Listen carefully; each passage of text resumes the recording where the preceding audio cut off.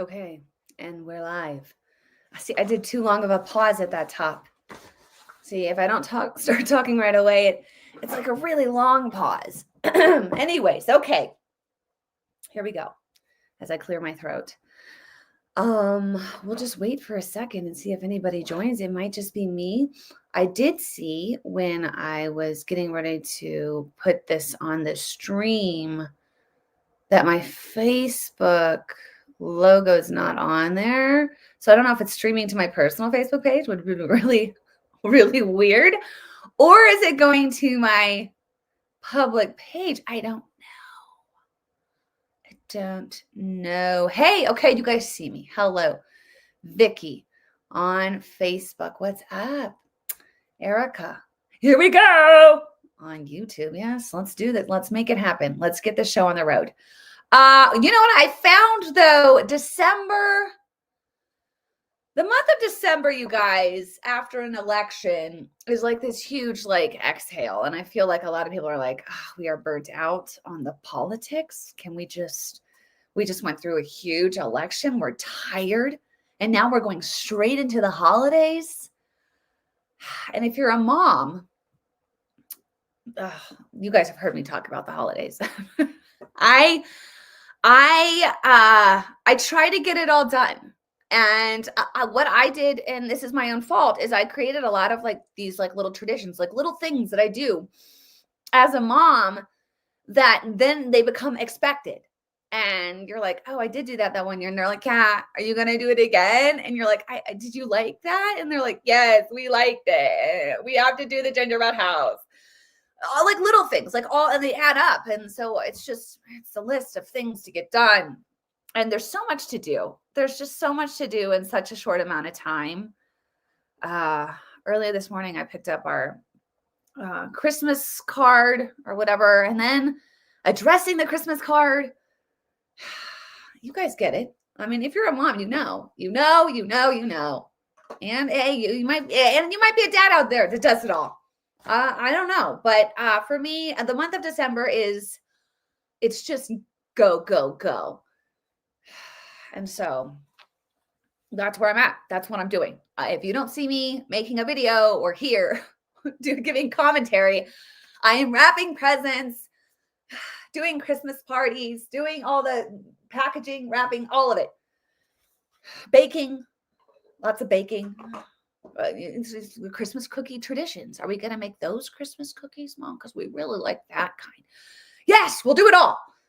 And then I don't know why I did this. I don't know why the elf thing on the shelf thing. And I'm like, I'll focus on Jesus. That is the reason for the season. That's the whole point of this.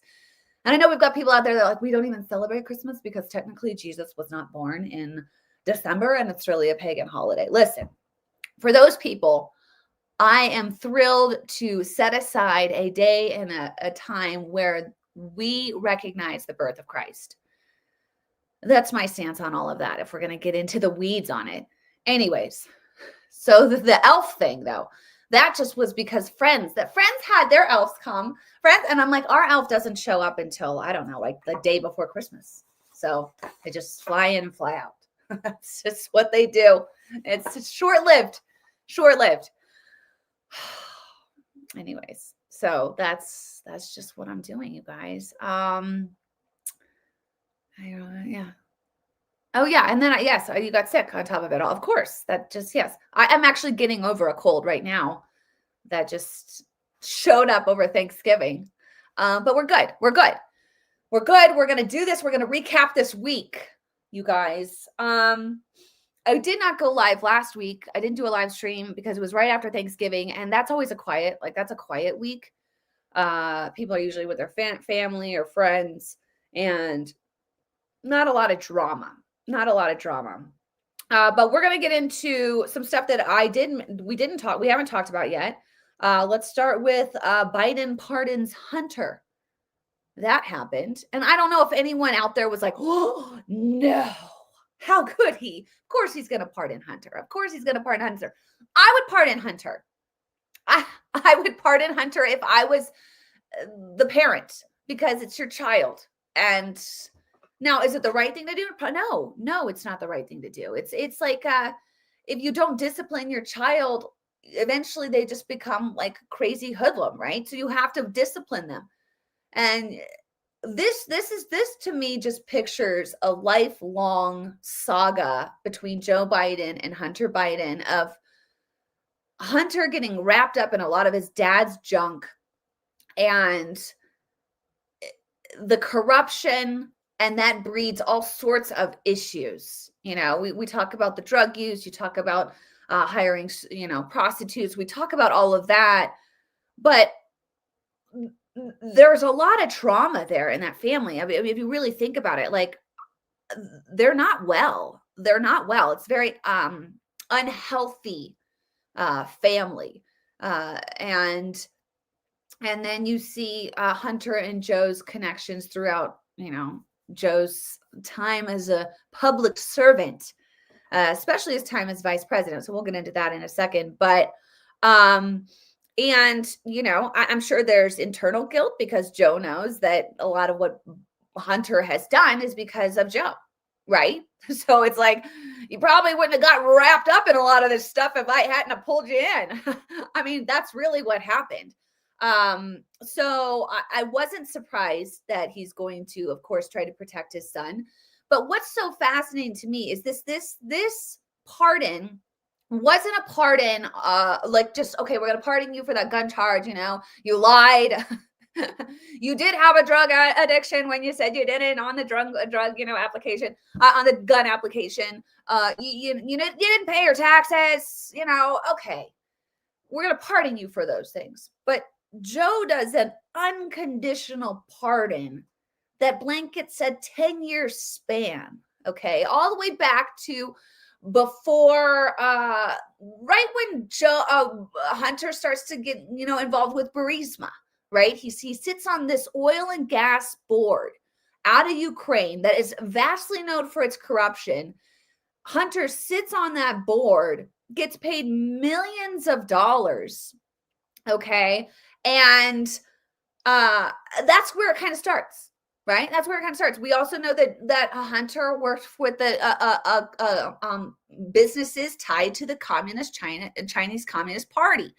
So basically, essentially working for the Chinese Communists while your dad is VP. Lots of money passes hands. Lots of shell companies allegedly created. And we have emails. We have email correspondence of Hunter asking for keys. After he wants keys for his new office, after he's working for the Chinese people affiliated with the Chinese Communist Party, he asked for keys for his dad, keys for Jill, and keys for Jim. Okay, I believe that you're going to see possibly a pardon for Jim Biden. I wouldn't be surprised if Joe Biden pardons himself, to be honest with you. That would not be like, what? Anyways, so I want to do a quick recap because I did this and I'm not sure if people saw it. It kind of breaks down the unconditional pardon and what is really happening. So here's this, and I'll be back shortly. Joe Biden has pardoned Hunter Biden. This pardon doesn't just pardon Hunter for not paying taxes or his gun charges. It's a full unconditional pardon dating back to January 1st, 2014. Full and unconditional, what does that mean? It means a pardon for any crime possibly committed. Geez, what kind of crimes could be committed? Any crime. So let's just imagine some completely fabricated, made up crimes that could be committed that then could be pardoned. Let's imagine that you are the son of the Vice President of the United States. And you start working for the Chinese Communist Party and you're making a lot of money and you give 10% of that money to the big guy, who is your dad, the Vice President of the United States. And in exchange, perhaps, maybe, the Chinese Communist Party gets influence with your dad, which is illegal and treasonous. So, hey, I mean, that's a possible crime that could be pardoned in a totally made up, fabricated scenario situation. Or here's another totally fabricated situation in which you are again the son of the Vice President of the United States and you get a job sitting on the board of a corrupt oil and gas company in Ukraine, even though you have no experience in oil and gas, and you're making $1 million a year. And then your dad leverages $1 billion in aid to Ukraine to stop a prosecutor from looking into that corrupt oil and gas company that you just happen to be sitting on the board of. Again, that would just be another possible crime that could be committed and that could be pardoned under an unconditional pardon. Let's think of another crime that could be pardoned under an unconditional pardon. I've got it. Your dad is now the president of the United States, and you become a painter. Yes, you're now a painter.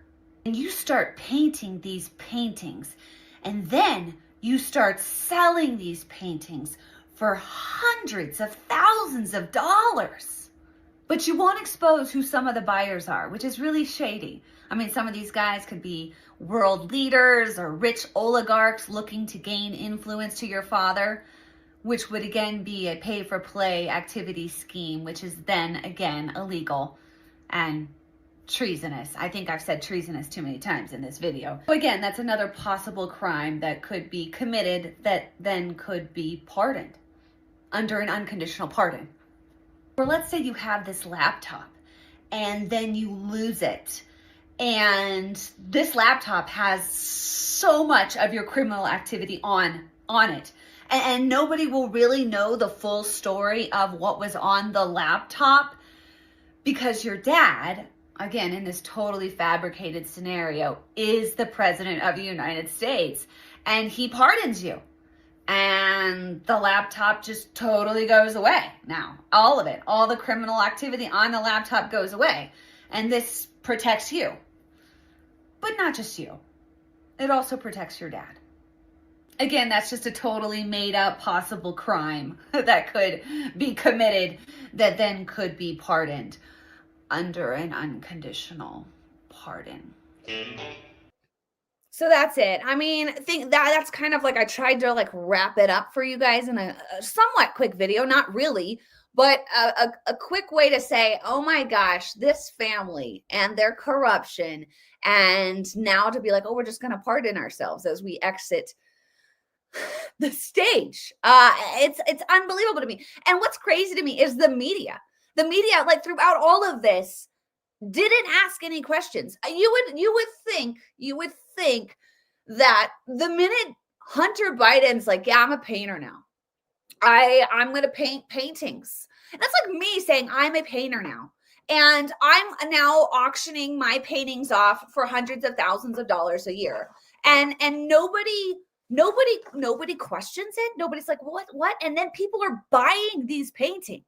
They're buying his paintings, you guys, and nobody says anything. And then he doesn't expose who's buying his paintings. You would have thought at that point in the game with the Biden family that there would have been just a moment of pause and people would have been like, okay, let's just hold on a second. You're a painter, but you were sitting on the board of Burisma as an oil and gas expert, and now you're painting like what? Huh? And you were working for the Chinese, and now you're what?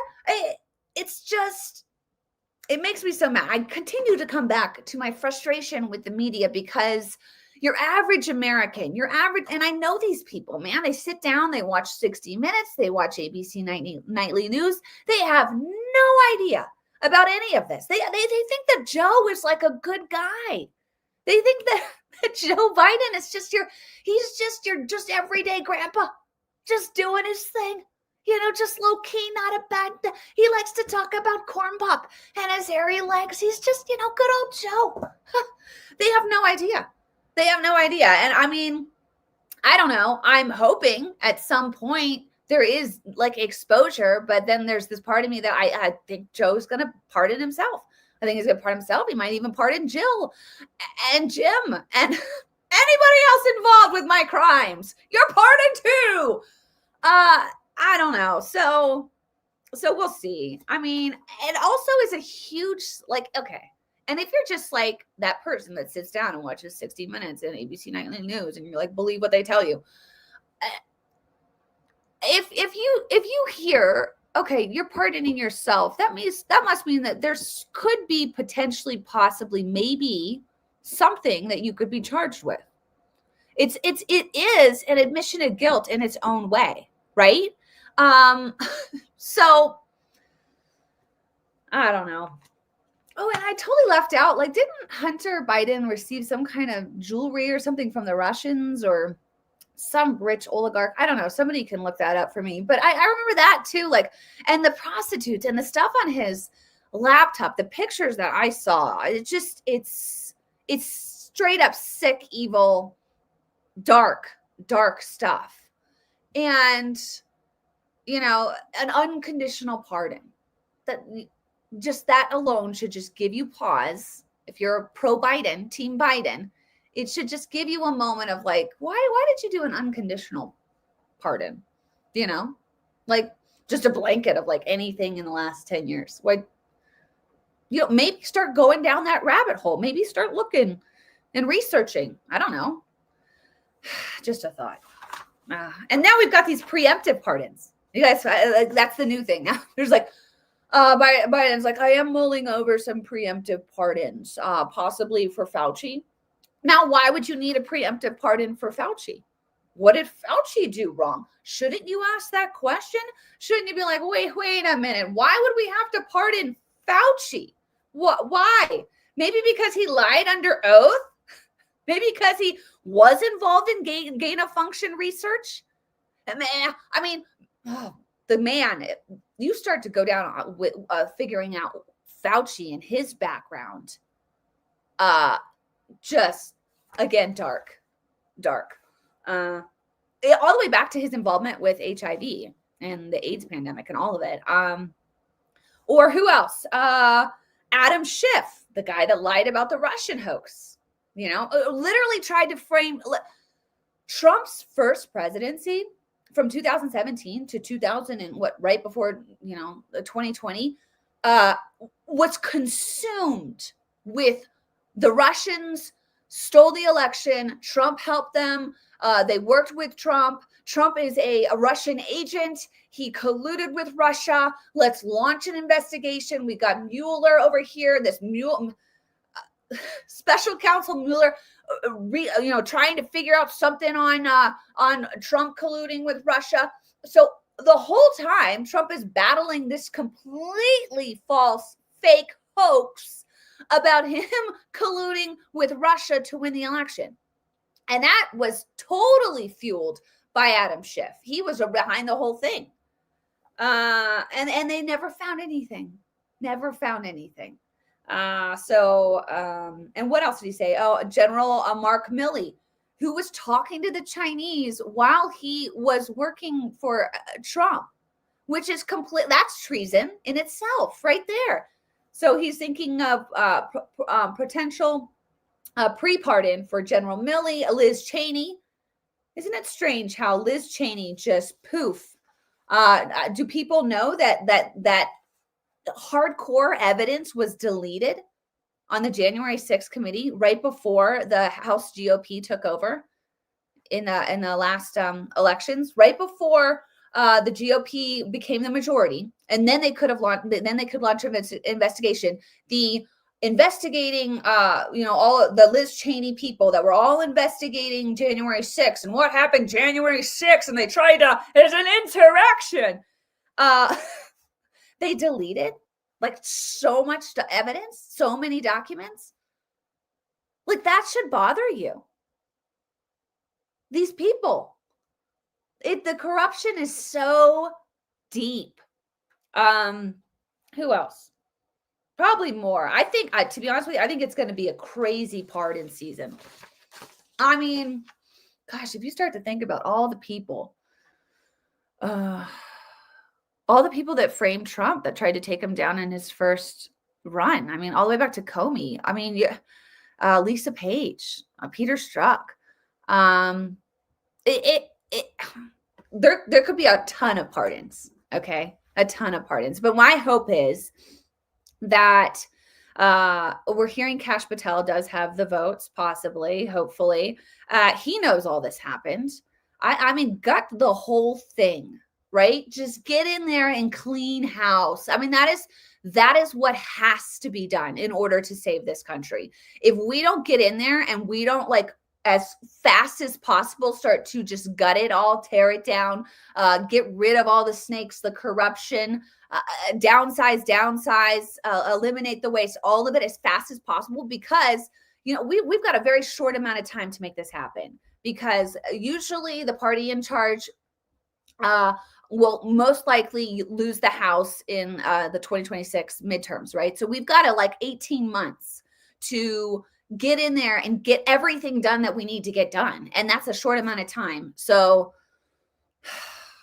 but I am pleased that for the first time, because last time Trump was in there, he didn't gut it all. We had Obama layovers in there, guys. We had people that were so corrupt, that were behind the scenes orchestrating just so many snakes. And Trump is aware of it now. I believe that he's aware of it. I can tell he's aware of it by his cabinet picks, which are just causing such an outrage. But that's good, right? They should be outraged. The more outraged they are about a cabinet pick, the better the cabinet pick at this point. I know there's a lot of discussion on Pete Hegseth.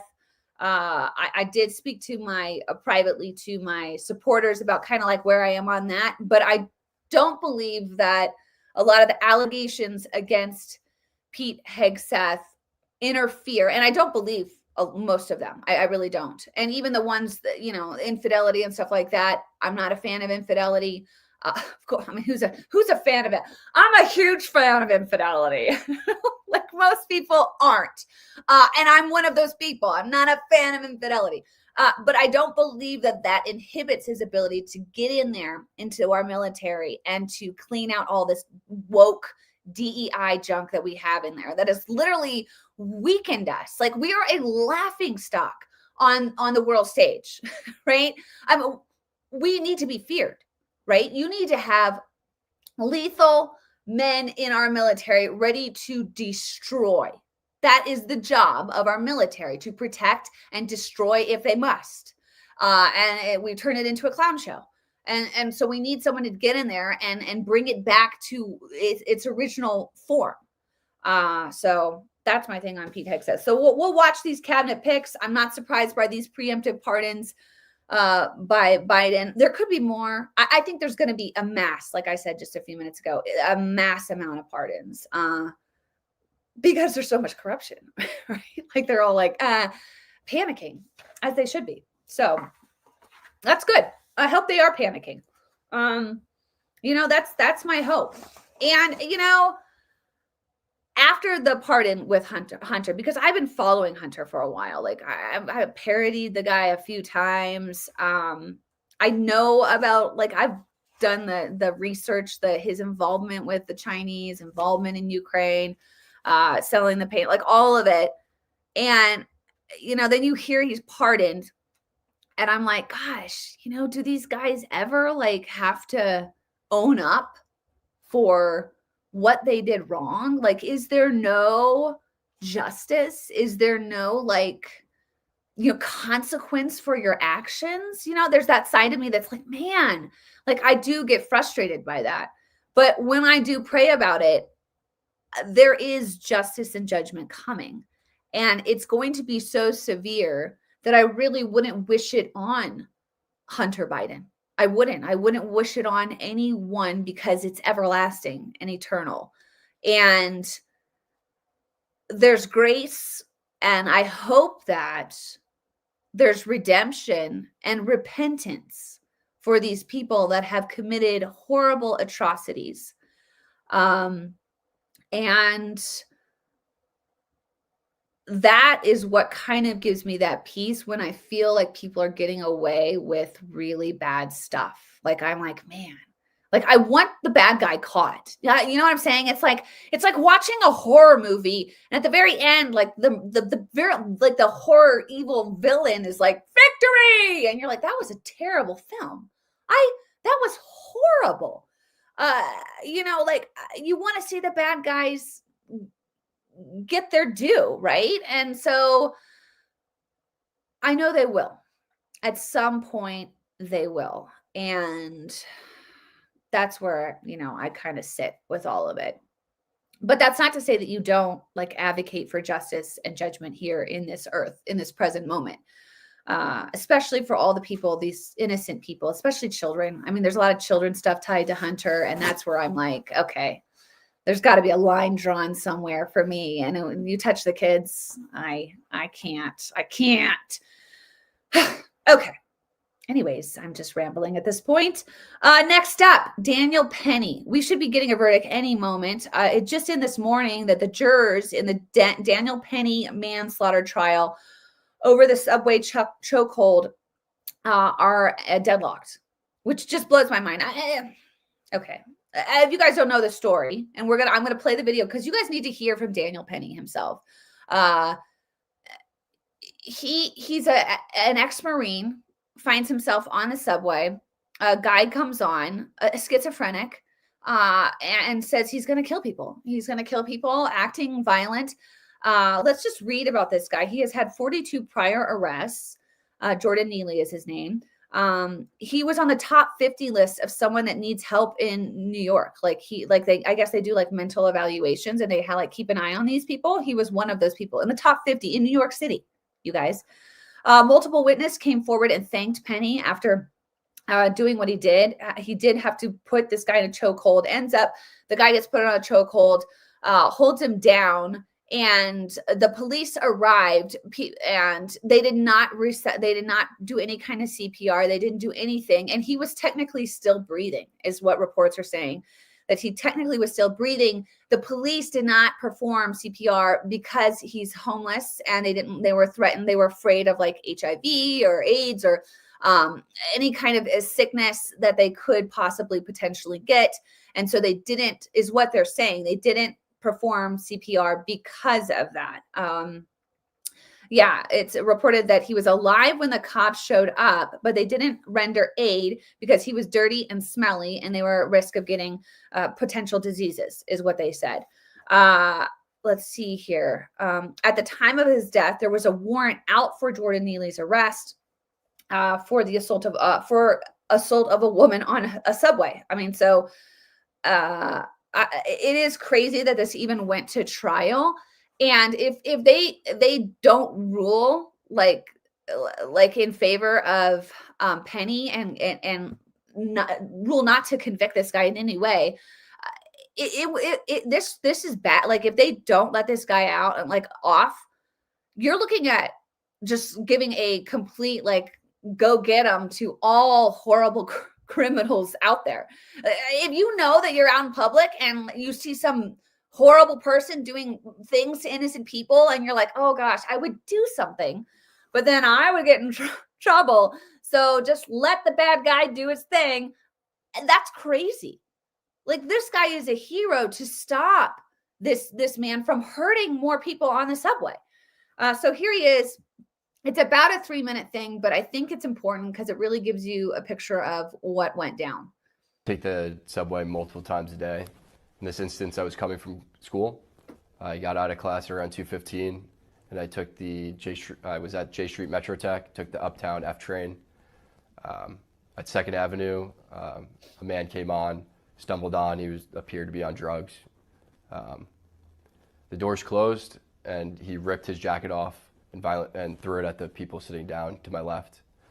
I was listening to music at the time, and he was yelling, so I took my headphones out to hear what he was yelling. And the 3 main threats that he repeated over and over was, I'm going to kill you, I'm prepared to go to jail for life, and I'm willing to die. You know, this was a scary situation. And Mr. Neely came on. He was threatening. I'm 6'2", and he was taller than me. So it was, and there's a common misconception that Marines don't get scared. We're actually taught one of our core values is courage. And courage is not the absence of fear, but how you handle fear. And, you know, I was scared for myself, but I looked around, I saw women and children. He was yelling in their faces, saying these threats. I couldn't just sit still. Some people say that I was holding on to Mr. Neely for 15 minutes. This is not true. I mean, between stops is only a couple minutes. So the whole interaction lasted less than 5 minutes. Some people say I was trying to choke him to death, which is also not true. I was trying to restrain him. You can see in the video, there's a clear rise and fall of his chest, indicating that he's breathing. I'm trying to restrain him from him being able to carry out the threats. And then some people say that this was about race, which is absolutely ridiculous. I didn't see a black man threatening passengers. I saw a man threatening passengers, a lot of whom were people of color. The man who helped restrain Mr. Neely was a person of color. And then a few days after the incident, I read in the papers that a woman of color came out and called me a hero. I don't believe that I'm a hero, but she was one of those people that I was trying to protect. We were all scared. Mr. Neely was yelling in these passengers' faces, and they looked terrified. The reason why there was no video at the start of the altercation was because people were too afraid getting away from him, and the videos didn't start until they saw that situation was under control. I knew I had to act, and I acted in a way that would protect the other passengers, protect myself, and protect Mr. Neely. I used this hold to restrain him, and I did this by leaving my hand on top of his head to control his body. You can see in the video there's a clear rise and fall of his chest, indicating that he was still breathing. And I'm calibrating my grip based on the force that he's exerting. And I was trying to keep him on the ground until the police came. I was praying that the police would come and take this situation over. I didn't want to be put in that situation, but I couldn't just sit still and let him carry out these threats. Okay, so that kind of gives you an idea of how he experienced all this, and it's pretty admirable. I mean, to me, I would be so thankful if I was on a subway with my kids and some guy comes on screaming, saying he's going to kill us all, and somebody steps in to protect me and my children. That's heroic. So it's unbelievable that this has even gone to trial. A lot of it are saying it's race-based. I believe it is race-based, is why it went to trial.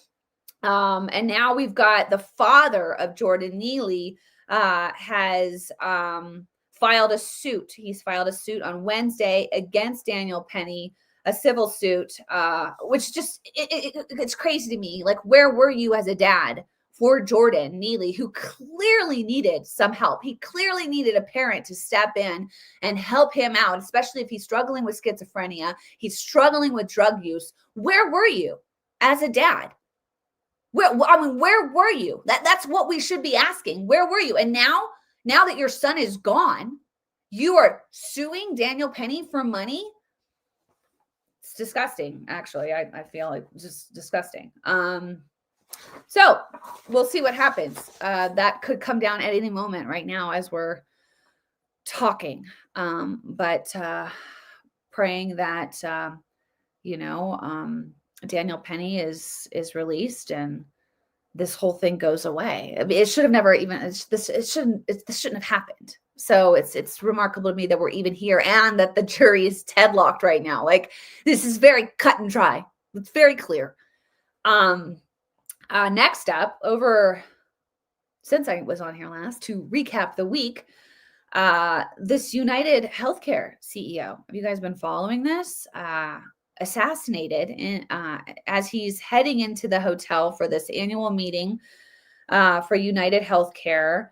And this gunman is still on the loose. I pulled this picture of him. They say gunman, but like a very effeminate face. That's just my own take. And there's various pictures, but he's on the loose. The gunman is still at large. Let's see here. The mess he was leaving messages on the ammunition. The phrase "delay, deny, defend," which is commonly used by attorneys and insurance industry critics to describe tactics used to avoid paying claims. So some are thinking, is this somebody that, well, we don't know. Like he did use a silencer. He did seem like he knew what he was doing. But at the same time, like here we are, this is not that long ago. He's smiling with a mask off. So if you're really a professional hitman, do you make that mistake? I don't think you do. But he had a pretty good aim. At one point, I guess his gun got all jammed up, and he was able to unjam it and then continue as this CEO is trying to crawl to safety. And it's really heartbreaking. I know that some people are like, yay, they're like happy that somebody in the health insurance industry is harmed, because there is a lot of corruption. There's a lot of corruption in the insurance industry. I know there's a lot of people that have had multiple claims denied. It's buried families. They've gone bankrupt. It needs to be fixed, right? But going after somebody that happens to work in the insurance industry and is high up, there's no justification for ever using violence. And this guy was a dad. He was a dad. He had children. So my heart goes out to this man's family. How horrible. I hope that they find this shooter. They also released photos of this person. They said that is wanted for questioning in connection with the shooting. The photos appear to have been taken in the lobby of a New York City hostel. So that photo that I showed you, according to the images of the lobby available, this guy's obviously stayed in a couple hostels in Manhattan's Upper West Side. And we'll see how this kind of unfolds, but that's a pretty big story, and no real clarity yet, right? So we'll see. Next up, we got to wrap this up here. SCOTUS heard oral arguments from the healthcare ban for transgender minors. Okay, so Tennessee ruled a while back that you can't. They basically said, listen, we're not going to be transing children here in Tennessee. We're not going to be using the hormone treatment. We're not going to be doing surgeries. All that we're banning it. Well, it's worked its way up the system, and now it's finally at the Supreme Court. So they heard oral arguments yesterday. Some of the oral arguments were it's just amazing to me that we have like really far leftists sitting on our Supreme Court. And some of their questions were like, what's the difference between an aspirin and like hormone therapy? Well, an aspirin won't cause like eternal infertility. That's for one. I mean, I would maybe think twice before popping an aspirin if they're like, if you do this, you can never have kids. So that's the difference. But actually, one of the Supreme Court justices was like, what's the difference? There's really no difference. So, the Tennessee governor has approved legislation designed to block adults from helping minors get an abortion or receive gender-affirming care. And I hate gender-affirming care because it's just a bunch of garbage is what it is. The fact that, okay, I have kids, okay, obviously, mom. All of my children growing up have wanted to be a horse or they're a dog. My 8-year-old still would love to be a unicorn if she could be a unicorn. And for adults to prey on that, like it would be evil of me to be like, oh, you feel like inside you're a unicorn because you're magical and you feel like you should be able to fly. Yeah. for me to then say, you know what, I need some kind of aviation type system attached to my daughter so that she can launch herself off of our back porch and begin to soar because she thinks she's a unicorn. And I want to affirm her in her thinking. So we're going to do that for her. That is just insane to me. First of all, if I thought that, I shouldn't be allowed to have a child. Like, I'm sorry. I shouldn't be around children because I am harmful to children if I actually thought, yes, let's put some wings on my kid's back and launch her off the porch and see if she flies because she believes she's a unicorn and I want to affirm her. But here we are in 2024. That's where we are. And there are some parents like these people that think they're doing right. Watch this. What motivated you to come out here today? We're supporting our child, Violet, and her access to the medical care that she needs. Now, hold on. What? Did you see that, Violet? Did you see this? Watch this. Watch. To the medical care that she... See how she turned her back? And it's not her. See how he turned his back? Like, this kid's not happy. Okay? Not happy. I'll tell you that. She needs. Yeah, we're here for her rights and her ability to be who she is. Sorry. And she's not going to let anybody silence her, and we're not going to stand in her way. What state are you from? Arizona. Okay. Are you concerned about how this case would affect Arizona, or do you think that would have an impact there? Yes, 100% we're concerned, and we've discussed having to move, which we don't want to do, but Violet comes first, and her medical care and her medical needs come first, so we'll see what happens. And what age do you think most trans kids determine that they're trans? Violet told us when she was 1.5. She's been telling us since she could speak. So she knew since birth. Like, that's evil. Straight up. Straight up. Knew since birth. Knew since 1.5, 18 months. Some children are not even potty trained at 18 months. I have a nephew that was just walking at 18 months, decided they just want to crawl longer. And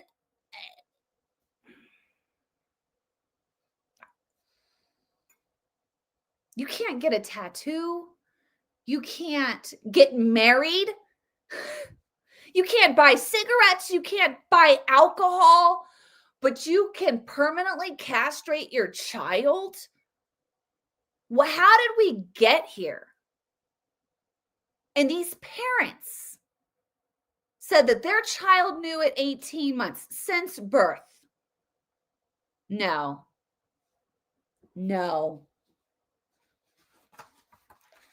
I see this as like it's like a club type thing with these people. I don't know. And I would be fascinating to study parents that believe that they have a trans child and to study their upbringing and any past trauma that they might have experienced that then they're now putting it onto their child. There's so much that needs to be researched here about like the background of parents that trans their kids. Were they sexually assaulted as a child? Did they have some past sexual trauma? Because you have a baby. This baby can't even talk. And you're like, okay, yes, I can tell that you are trying to tell me that you feel trapped in the wrong body. That's something about the parent, right? Comes back to the mind of the parent, the mental stability of the parent. And what has the parent gone through? What trauma has the parent encountered that would make them even go there with their thoughts and then begin to act on those thoughts with their child and then transition their child. Like, that needs to be studied. Like, who are those two people? What's their story? That's what I want. That's where I'm like, man, we need some people like really pulling aside these trans parents of trans children that believe that their child is trapped in the wrong body, and dive into their mental state of mind. So it's bizarre to me. It's scary to me. And my heart goes out to children. Because as a child, yes, you want to be a unicorn. Yes, you're a dog. I want to run and fetch and play in the backyard like I'm a dog. Like, you're constantly use your imagination. Yes, I want to put on the skirt and I'm a boy. I want to wear a skirt. That doesn't mean, okay, now we need to transition you to a girl because you want to wear a skirt.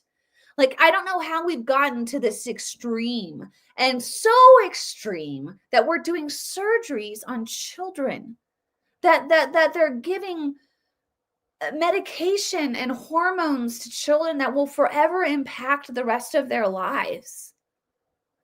And what happens and there's so many detransitioners out there. What happens when you like, oh my gosh, like, why did my parents allow this? Why did my parents think this was okay? Why? And now they can't have kids?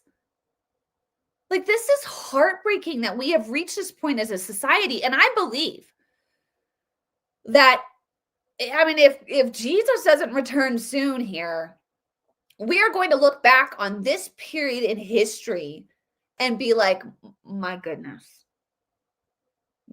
what were they doing? What the heck were they doing? They were mutilating children. It'll be like looking back on the time of slavery and how horribly wicked that was. And they will look back and be like, what were they doing to children? What? I can't even with it. And I feel sorry for these children that are in these homes with people experimenting on them, basically. It's a science project, but based not on science. Oh, you guys, I don't know. So hopefully we get a good, strong ruling here from the Supreme Court. It's going to take a while, they're saying. So we're not going to know for several months, but that one just for me is like, what? So that's the recap. That is the recap of the week, you guys. That's pretty much a wrap. I don't know what else has been going on. If there's something else that you would like to tell me, let me know. I might have missed some stuff. It's kind of quiet during the holiday season, although it's not quiet because it's on the go. But like, news quiet. Let's see here. What a week. Yeah, what a week, right? Erica, I tell you, parents are nut jobs. Yes, they are. A lot of them are. Yeah. That dad is messed up to hurt their boy. It's so true. So true, Janet. They ran out of things to rebel against. Yeah. It's a rebellion against God. That is so true. Because God makes it so clear, like he makes it so clear. And that's what's so great about the scriptures is like, if you're confused on something, or if you're like, I don't know, you can open the Bible and you can get clarity on literally anything you're looking for clarity on. I promise you that. If you spend time in the Word and you spend time praying, there will be a peace and you will be Holy Spirit led to receive clarity on anything you might be confused about. But our society has completely negated God. We've tried to erase God. We want nothing to do with God. We're trying to play our own gods. And in result, we're mutilating kids. As a result, we are harming children because we veered so far off from the truth, right? The truth sets you free. The truth liberates you. The truth, like if you're confused about something, you're like, I don't know, the truth will clarify it for you. And when you eliminate the truth and you start to just go off on whatever you're feeling, you begin to spiral out of control. And we've watched our nation, we've watched this world just spiral out of control. And it's desperately looking for something to anchor itself in. I mean, you can see society hurting. You can see people hurting. You can see our world crying out for something to grab a hold of. And so often it's feeling based, but those feelings are fleeting. Those feelings will never, ever, ever provide you stability because it's all over the place. You need stability. You need to be anchored. And that anchor that will never, ever fail you, that anchor that will always be consistent, that anchor that will always be sound is the word of God. It really is. And so that's what our world needs. Like, if I'm going to be completely honest with you, yes, we can legislate. Yes, we can create laws. Yes, we can do what we need to do. But at the end of the day, our world needs Jesus. That's the truth. That's the truth. You know, and there's that natural, like, human condition to be like, I don't need anybody. I don't need anything. But you do. But you do. So, you know, our ego gets in the way. When you realize how helpless you really are if you don't have God, when you realize that, that's when you fully surrender, and then God can take the wheel. Not to be like cheesy about it, but he can. He can then begin to orchestrate and move you and put you in places you need to be, and open your eyes to things you've never had your eyes open to, and begin to put people in your life. And that's what he does. And that's what I believe we need to come back to be honest. Like, and yes, I love politics, and yes, I love discussing all that's going on in culture and politics and all that. But the real answer, like, if we're going to be honest, the answer is Jesus. The answer is coming back to our original founding, which was biblically founded. Our country was biblically founded on biblical principles. And if we return to that, not out of force though, because I am seeing this, and I do want to really quick I am seeing a lot of people like kind of bring like almost like a crusader Christian nationalist, like charge ahead kind of type approach to this. And that's not how you approach it. You present Jesus, and then let the Holy Spirit do the work. Do you know what I'm saying? Like, Jesus stands at the door and knocks. He never knocks the door down. So I think it's really important as we move forward and begin to heal as a nation and share the gospel and preach the gospel and be the gospel in our everyday lives. Like, people should be able to look at your life and be like, oh yeah, they're a Christian. Clearly, but hopefully our lives are a reflection of what Christ has done in us. Right. And so let that talk. There's no force in it. So I want to be careful, because I do see some people that are like, charge ahead with like this like crusader type mentality, and that's not of God, right? Because that's forceful, and that's not Holy Spirit led, because when you look at Holy Spirit led, you look at the fruits of the Spirit, right? And what are they? They're love, joy, peace, patience, kindness. And some of that type of crusader mentality, that's not kindness, that's not love, that's not patience, right? Convert or die, like that's not of Jesus, that's not Christ, like that's not. And so but yeah, that's kind of what I see we really need as we head into this new year, right? I feel like I should be talking about Jesus more, sharing Jesus more, because that's the answer, right? That's the answer. So, all right, you guys. Lost children need to learn about love, not self-rejection. Yes. Also, a shout out to my Patreon supporters. I was very honest with them.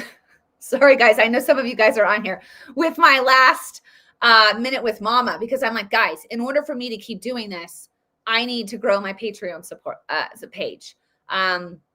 Because if you're, this I kind of consider like it is a labor of love, but it's also, I have to justify spending so much time on making videos, creating commentary, to be able to keep doing this. And so when I have my Patreon supporters supporting me, that really does help. It makes me think, okay, I'll keep doing this. If not, then I'm like, I got to find something to supplement this, because I'm open to that. I am open. And I was telling my supporters, like, I'm open to anything that God provides, like anything that he leads me in. And it could be, I don't know. I love creating content. I love doing the comedy side of it. I love writing comedy. My husband and I were hit with a very funny idea for a Christmas movie that we're starting to just brainstorm about and write about. And I love that, the creativity side of conveying a message. But if God leads me to do something else, then I will do it. So, but if he doesn't, then I need to grow my Patreon page and my Facebook page, my Facebook supporter side of it. So if you're a Facebook supporter, thank you. If you are a Patreon, thank you so much. It's $1, $2, $3 a month, whatever you can throw my way, I'll take it. The goal is to grow. And if that's not what God desires, then it'll be something else, and I'll keep you posted. Anyways, let's see here. What are you guys saying? I don't know what that means. Sometimes you guys are talking to each other on here, and I'm totally not part of your conversation, and I don't know what you're saying. It's like you're in your own little group, and I'm not part of it.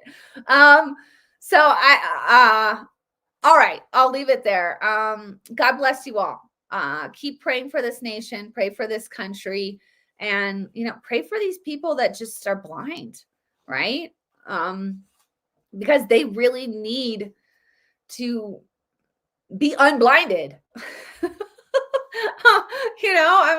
We're doing what we can here, right, you guys? But I don't know. I think that the whole Supreme Court hearing thing just threw me with I can't believe people are really fighting for this to hurt children. It just bothers me so much. But we got to pray for them. Pray for them. And there's power in prayer. I know I say that a lot. Gosh, look at you guys let me look like this the whole time. Oh my gosh. There is power in prayer. I've had little things that I've prayed for just recently, and they've been answered. And I'm like, oh, not to say I didn't, but it's little things that you're like, I'm just believing that I'm going to get a good report on this. I'm just believing for this. I'm just little things that it's okay, there's power in prayer. God is working when you might not see it, right? God is moving when you might not even be aware of it. And that's what I've realized, because sometimes I'm I'm just not seeing it. But God is working behind the scenes. He is. And have faith in that, trust in that, and press into that. So, all right, you guys, God bless you all. I'm thankful for you, and enjoy your weekend, and we'll talk soon. Merry Christmas.